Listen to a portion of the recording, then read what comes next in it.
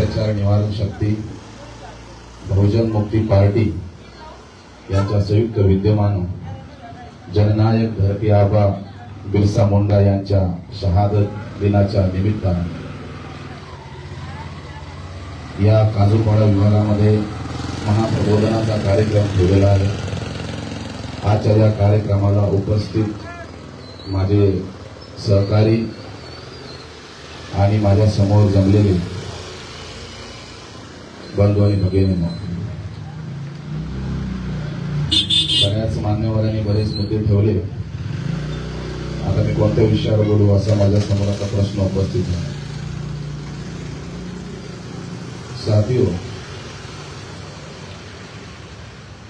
समय कम भी है, समय कम में बहुत सारी बातें भी बोलनी है, रखनी है। तो बिरसा ने कहा था,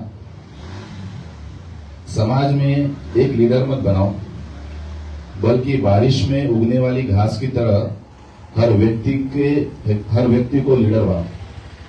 जब पूरा समाज एक साथ खड़ा होगा तब दुश्मन यह भी नहीं समझ पाएगा कि नेतृत्व कौन कर रहा है।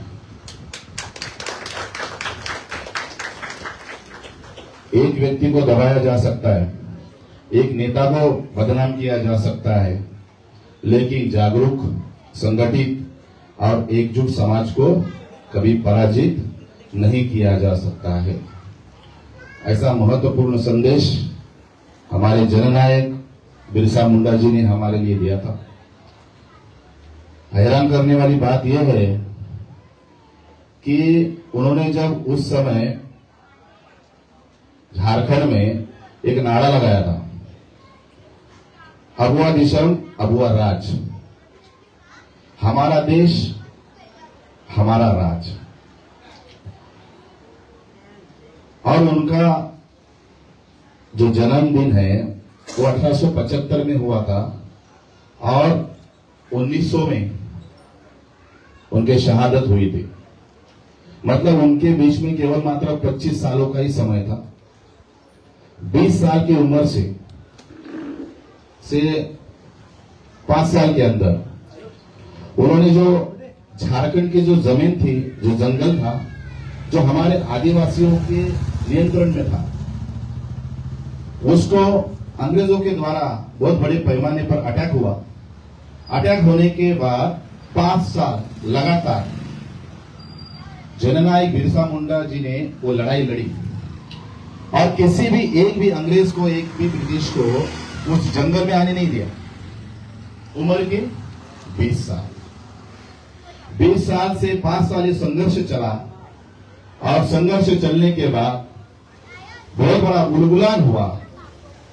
बहुत बड़ा उलगुलान मतलब महाविद्रोह हुआ और महाविद्रोह होने के बाद ये बात जब बड़े पैमाने पर फैल गई और आदिवासी समाज में जहां जहां हमारे जमीन जंगल थी वहां पर यह आवाज उठने लगी और उठने लगने के बाद सारे जंगल के जितने भी आदिवासी थे वो सब रास्ते पर आ गए।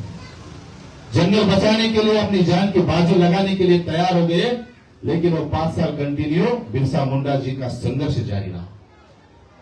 उम्र की 20 साल में आप अभी देखते होंगे समाज में नाहीच्या कामामध्ये कितीतरी मोठ्या प्रमाणामध्ये व्यसनी झालेले आहेत, गांजाचं सेवन करत आहेत, दारू पित आहेत, त्या ठिकाणी छेडछाडीचं प्रमाण त्या ठिकाणी वाढलेलं आहे। अशा प्रकारचं वर्तन त्यांच्यामध्ये डेव्हलप झालेलं आहे। म्हणजेच चुकीच्या गोष्टी त्यांच्या अंगामध्ये डेव्हलप झालेल्या आहेत।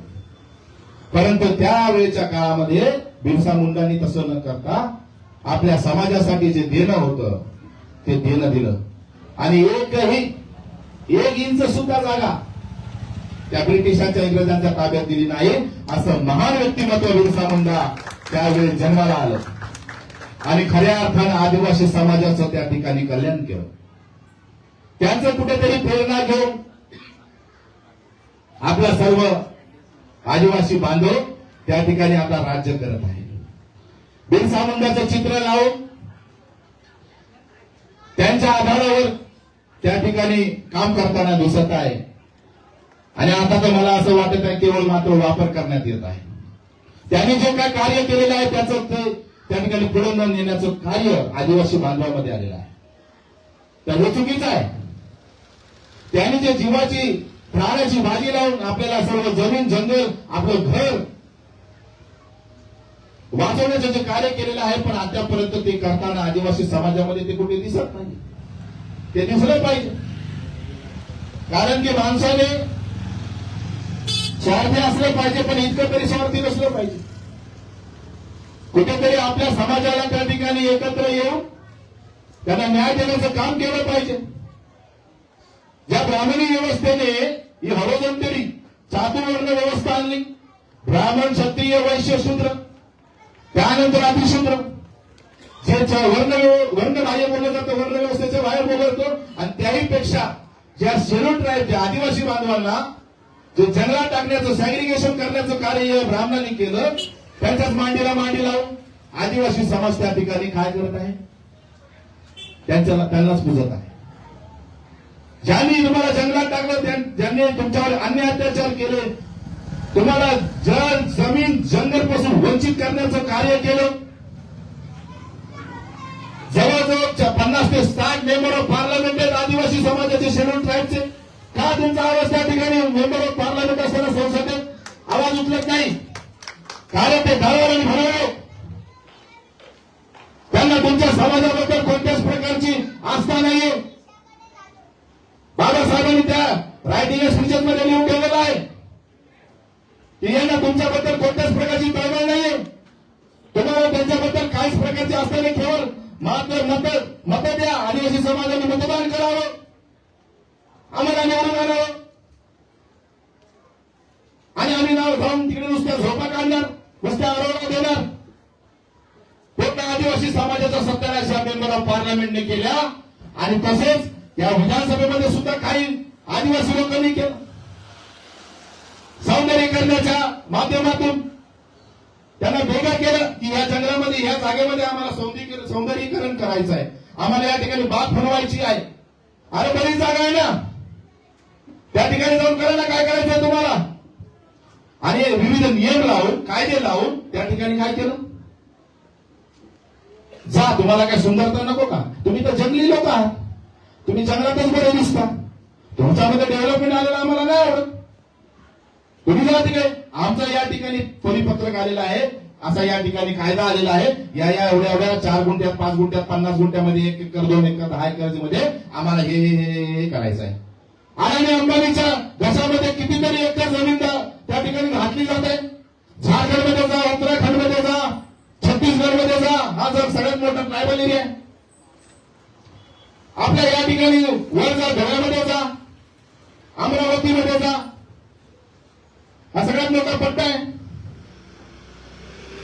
त्या ठिकाणी यांच्या घशात टाकला जात आहे. मग आदिवासी समाजाने याच्यातून काहीतरी शिकलं पाहिजे. आणि ही जमीन आपली आहे, हे जल आपलं आहे, हे जंगल आपलं आहे, हे प्राणी आपल्याला आहे. हा भारत देश आपला आहे, कोणाची बापाची जागीर नाहीये. या देशामध्ये केवळ मात्र मूल निवासी समाजाचंच राज्य असणार आहे, बहुजनांचंच राज्य असणार आहे. कारण डॉक्टर बाबासाहेब आंबेडकरांनी जेव्हा भारताचं संविधान लिहित असताना आर्टिकल 342 लिहिलं, ते specialization of the schedule tribe. 801 जातीचा त्या ठिकाणी एक संग्रह केला आणि एक स्पेशल प्रवर्ग बनवला शेड्यूल ट्राईबसाठी. तो कशासाठी बनवला? त्याचा सामाजिक, आर्थिक, शैक्षणिक विकास होण्यासाठी केलेला आहे. त्याच्यासाठी जे काय बजेट दिलं जातं ते कुठे जातं? आता तेच बजेट जे वसतिगृह आहे त्याचं बजेट त्या ठिकाणी त्या लाडकी बहिणीला ट्रान्सफर केलं जात आहे. पण कोणी आदिवासी त्या ठिकाणी कोणता नेता, कोणता MP MLA बोलताना दिसत नाही. आमचा कुठे विकास केला ते तर दाखवा, आम्हाला आराखडा तर दाखवा. ब्ल्यूप्रिंट बनवले आदिवासी समाजाचं, त्या ठिकाणी वेगळं त्या ठिकाणी आयोग बनवलेला आहे आणि आदिवासी समाजाचा या पालघर पट्ट्यामध्ये इकडे तिकडे आम्ही विकास केलेला आहे. नुसतं तोंडाने बोलायचं बोलायचं बोलायचं आणि जर का डॉक्युमेंटरी एव्हिडन्स मागितला कुठेच काय नाही. प्रॅक्टिकली मी त्या ठिकाणी तलासरी या विभागात पण गेलो होतो, पालघर विभागात पण गेलो होतो. अजूनही आपल्या आदिवासी बांधवाची तीच अवस्था आहे. खूप गंभीर अवस्था निर्माण केलेली आहे यांनी. मग आदिवासीमध्ये उलगुलान कधी येणार? तुम्हाला तुमच्या गुलामीची जाणीव कधी होणार? आपण म्हणतो 15 ऑगस्ट 1947 ला भारत स्वतंत्र झाला. तुमच्या मनाला विचारा, तुमच्या मनाची समीक्षा करा, परीक्षण करा की खऱ्या अर्थानं आपल्याला स्वातंत्र्य मिळालंय. आपल्याला कुठेतरी भारतीय संविधान जेव्हा 26 जानेवारी 1950 ला देशामध्ये लागू झालं तेव्हा कुठेतरी अधिकार मिळाले, हक्क मिळाले, पण त्याची सुद्धा कुठेतरी अंमलबजावणी होत नाही. कारण की ह्या देशामध्ये शासक जातीचं त्या ठिकाणी कंट्रोल आहे, या ब्राह्मणांचं कंट्रोल आहे. आमचे काही लोक बोलतात ब्राह्मणाला डायरेक्ट बोलायचं नाही साहेब, त्यांना राग येतो, बाकीच्यांना पण राग येतो. मनवादी बोला, पांढरपेशी बोला, उच्चवर्णीय बोला, ते बरं वाटतं थोडस. पण डायरेक्ट तुम्ही बोलता ब्राह्मण,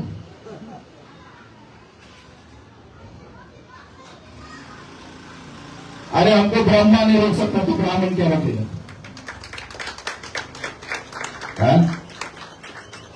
और ये जो व्यवस्था निर्माण की है, इस व्यवस्था के खिलाफ हम बात करें. इलेक्ट्रॉनिक वोटिंग मशीन के द्वारा इस देश में पहले तो पुणे तक ये पेशवाई ब्राह्मणशाही निश्चित थी पुणे के. अभी ईवीएम के माध्यम से ये पूरे देश भर में पेशवाई फैल गई है और हमारे सारे एससी एसटी ओबीसी के लोगों को अधिकार वंचित कर दिया गया. हमारे लोग देखते हैं भारतीय का संविधान है, हमारे फेवर में लिखा है, हम लोग उसका इस्तेमाल करते हैं, ये करते हैं. अरे तुम्हारी एनसी तक लिखी नहीं जाती, एनसी एनसी एफआईआर को लंबे बात है. मुझे ये एफआईआर लॉन्च करने के लिए 1 साल लगा, 1 से 1.25 साल, और करने के बाद भी अरेस्ट करने के लिए 1 साल लगा. इस बड़ा भारत में हम लोग जी रहे. तुम्हाला हक्क आणि अधिकार हे तुम्हाला प्लेटमध्ये नाही भेटणार, तुम्हाला आहे तेच. त्याच्यासाठी संघर्ष करावा लागतो आणि ते खेचून आणावे लागतात. तेव्हाच त्या ठिकाणी जे संविधान आहे ते खऱ्या अर्थानं क्रांतीचं साधन बनतो. त्याला संचालन केलं पाहिजे, तेव्हाच ते क्रांतीचं साधन आहे. संविधान केवल मात्र दस्तावेज है, लेकिन अगर उसको संचालन सही तरीके से करोगे तो वो क्रांति का साधन बनता है साथी. 8 अक्टूबर 2013 का सुप्रीम कोर्ट का लैंडमार्क जजमेंट है, मेरे पास उसकी कॉपी है. पॉइंट नंबर 26, पैरा नंबर 26 में लिखा है डायरेक्टली, केवल मात्र ईवीएम के द्वारा free fair end transfer election नहीं हो सकता है. ऐसा अगर सुप्रीम कोर्ट बोल रहा है, सुप्रीम कोर्ट बोलत आहे, अजून कोणाला बोलायची गरज आहे? सुप्रीम कोर्ट ज्या माध्यमातून जे डिसिजन देतं ते प्रॉपर त्या ठिकाणी व्हेरिफिकेशन,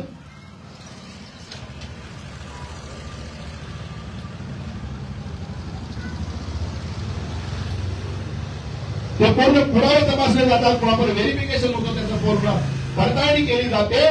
त्याच्यानंतरच त्या ठिकाणी सुप्रीम कोर्ट किंवा सुप्रीम कोर्ट डिसिजन देतं. हायकोर्टाकडून कधी कधी राहून जातं, काहीतरी टेक्निकल पॉईंट ठेवून देतात, पण सुप्रीम कोर्टाचं तसं काय नाही.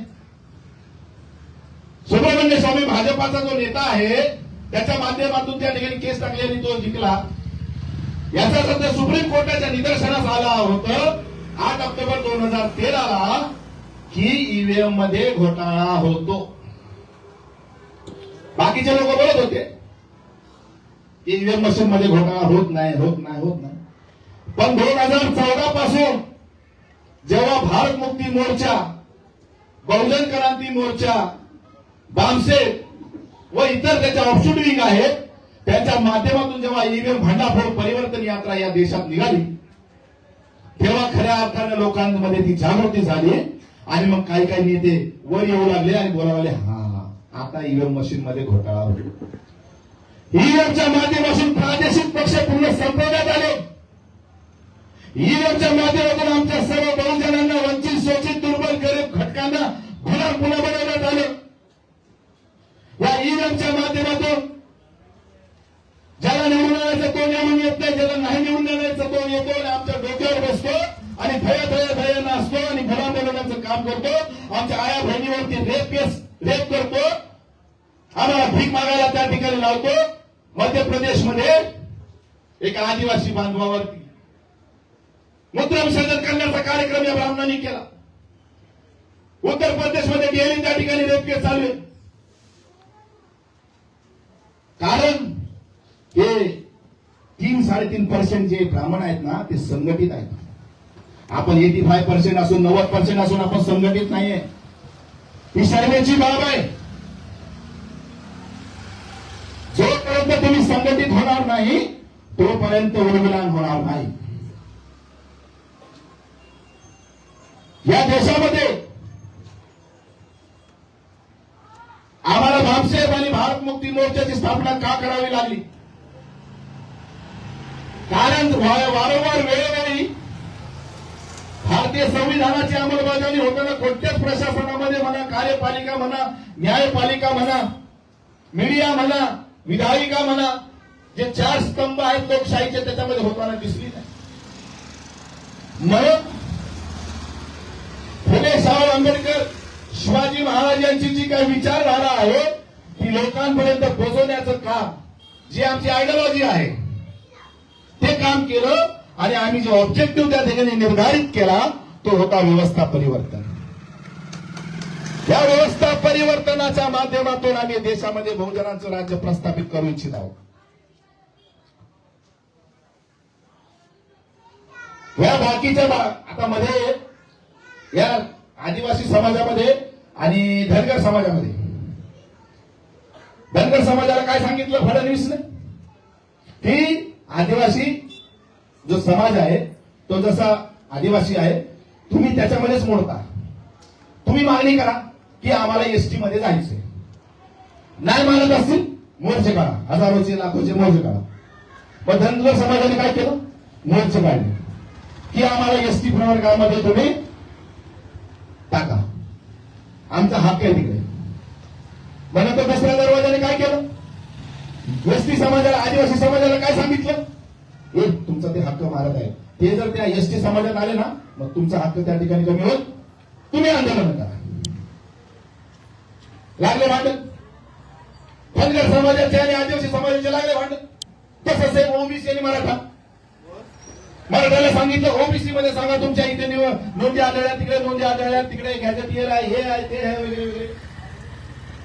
ओबीसी समाजाला सांगितलं तुमचा हक्क त्या ठिकाणी, तुम्ही ऑलरेडी आहात ना, 27% तुम्हाला महाराष्ट्रात दिलेला आहे, तुम्हाला मिळेल. आता जो 27% मराठा घुसले अजून कमी होईल. अजून तुमच्या मुलांना काम, नोकरी, धंदा, शैक्षणिक, सामाजिक विकास होणार नाही. करा आंदोलन यांच्या विरोधात. झाले ओबीसी मराठा बांधव झाले. पूर्ण बघितला, पूर्ण महाराष्ट्र बघत होता, पूर्ण देश बघत होता की ते मोठ्या प्रमाणामध्ये भांडण. त्यामध्ये त्या भांडण लावण्याचं षडयंत्र ब्राह्मणाच्या माध्यमातून दरवेळेस होतं. दंगा फसाद करण्याचा मामला त्या ठिकाणी केला जातो. हिंदू मुस्लिम हिंदू मुस्लिम हिंदू मुस्लिम ही थेअरी डेव्हलप केली गेली, हा सिद्धांत डेव्हलप केला गेला की जेणेकरून अल्पसंख्याक ब्राह्मण हे बहुसंख्याक होतात हिंदूच्या नावावर. हे किती लोकांना माहिती आहे? आपल्या लोकांना याच्याबद्दल माहितीच नाही. जेव्हा तुम्ही हिंदू हिंदू करता तेव्हा एससी एसटी ओबीसी हे तिन्ही त्या ठिकाणी हिंदू होतात आणि हिंदू त्या ठिकाणी मुसलमानाच्या विरोधामध्ये फसाद करतात, दंगा करतात. तर मुसलमानांनी समजले पाहिजे की तुम्ही आम्हाला पहिल्यांदा हिंदूच बोललं नाही पाहिजे. आम्हाला जो संविधानिक टर्म दिलेला आहे, संविधानिक जी प्रवर्ग आम्हाला दिलेला आहे एससी एसटी ओबीसी, आम्हाला त्यांच्या माध्यमातून हक्काचे अधिकार मिळाले. तुम्ही आम्हाला हिंदू बोलल्यामुळे आम्ही त्या ठिकाणी बहुसंख्याक होतो. आणि दुसरी गोष्ट थिअरी अशी केली, मुसलमानाच्या डोक्यामध्ये काँग्रेसने काय टाकलं? हिंदुस्तान हिंदुस्तान हिंदुस्तान. अरे हा भारत आहे, हा भारताचं संविधान कलम 1 पहिलं काय बोलतंय? Bharat that is India, India that is Bharat.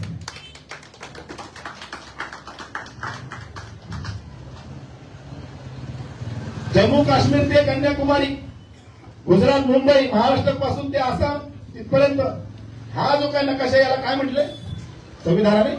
Bharat म्हटले, भारत. याला हिंदुस्थान नाही. आणि मुसलमान हिंदुस्थान बोलल्यानंतर काय होतं? मग ते हिंदूंचं राष्ट्र होतं, हिंदूचं ठिकाण होतं. जो अल्पसंख्याक ब्राह्मण आहे तो होतो त्याच्यामध्ये बहुसंख्याक. मुस्लिम बांधवांना एक नम्रतेची विनंती आहे मला. मुस्लिम आणि एससी एसटी ओबीसीची बिलकुल भांडू नये.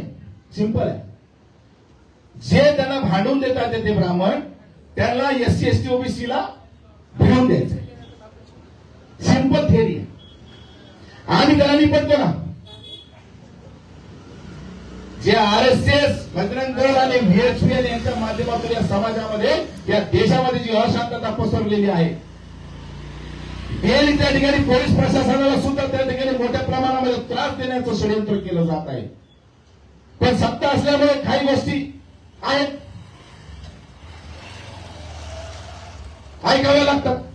आता नोकरीचा प्रश्न आहे, करावं लागतं.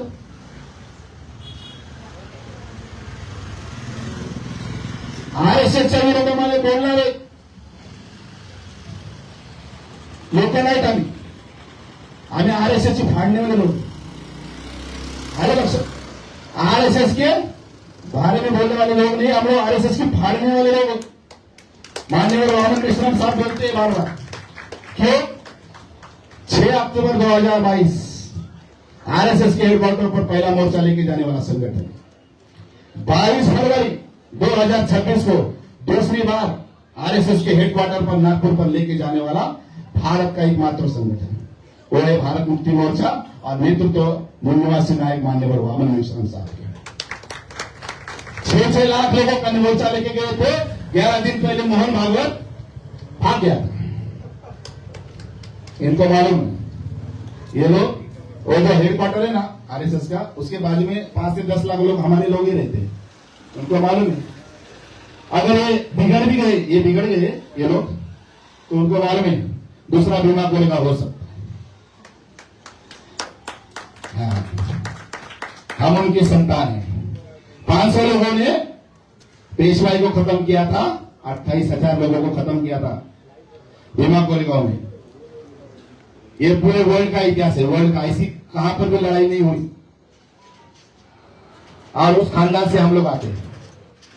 उनका खून हमारे रगों में अभी भी दौड़ रहा है. अभी तक ठंडा नहीं हुआ. इतना ध्यान रखें. ओबीसी समाज का सबसे बड़ा सत्यानाश इस देश में हुआ 1932 से लेकर अभी तक. 90 साल होकर गए, अभी 100 साल पूरे हो जाएंगे 32 में. 1942 को चले जाओ की घोषणा हो गई, गिनती नहीं हुई. 1951-52 में चुनाव हुआ पहला भारत का, गिनती नहीं.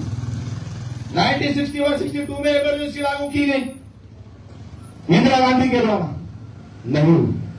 1972 में राजीव गांधी के द्वारा इमरजेंसी लागू, नहीं हुई.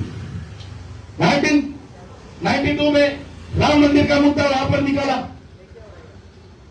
नहीं गिनती. ऐसे अभी तक गिनती. कोरोना महामारी का भी लेटेस्ट में मुद्दा लाया. वैसे हमारे लोगों को तो जैविक हथियार बना के खत्म कर दिया. 10 मिनट है.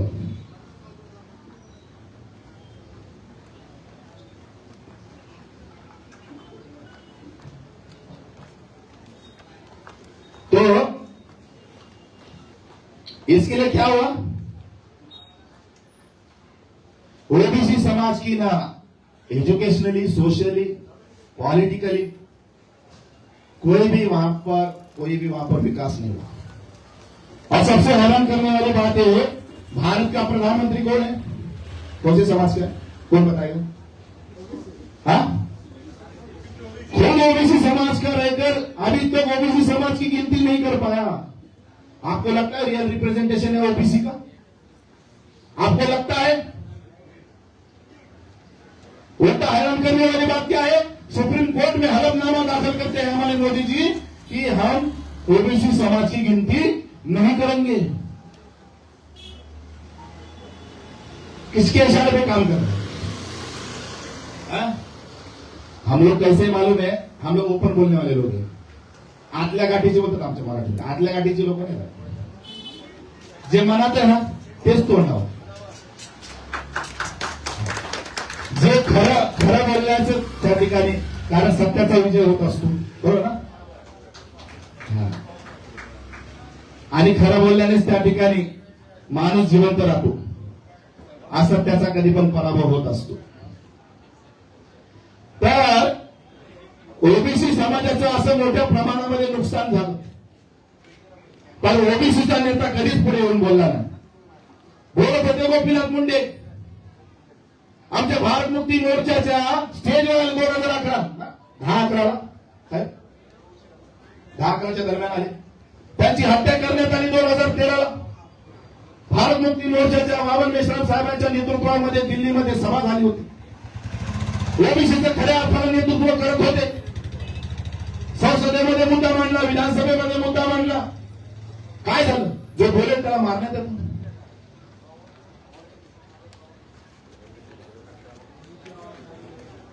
असं फक्त ओबीसी समाजामध्ये नेतृत्व निर्माण झालं नाही. 52% आता 65%च्या वर ओबीसी समाज आहे. कोणता कोण हा दल काढतोय, कोण तो दल काढतोय, कोण हे आघाडी काढतोय, तर कोण मोर्चा काढतोय, का काय करतोय? हेच तर ब्राह्मणाला पाहिजे. तुम्ही वेगवेगळे मोर्चे काढा, वेगवेगळ्या आघाड्या काढा. आता फक्त यंदा आमचं हे आंदोलन मोठ्या प्रमाणात चाललं देशामध्ये. ओबीसीची जाती आधारित मोदी झालीच पाहिजे, झालीच पाहिजे. त्याच्यामुळे आता कुठेतरी मोदीजींनी स्टेटमेंट दिलं की हम ओबीसी की जाती आधारित गिनती करेंगे, लेकिन तारीख नहीं बताएंगे. करेंगे, तारीख नहीं बताएंगे. क्यों? एक तारीख जो डिसाइड करता है वो कौन है? कौन है? मोहन भागवत है, जो नागपुर में बैठे हैं. हमें गिनती करने का मौका आया, उसके अंदर ओबीसी का कॉलम ही नहीं. सबसे हैरान करने वाली बात है, गिनती करेंगे करेंगे, कॉलम ही नहीं.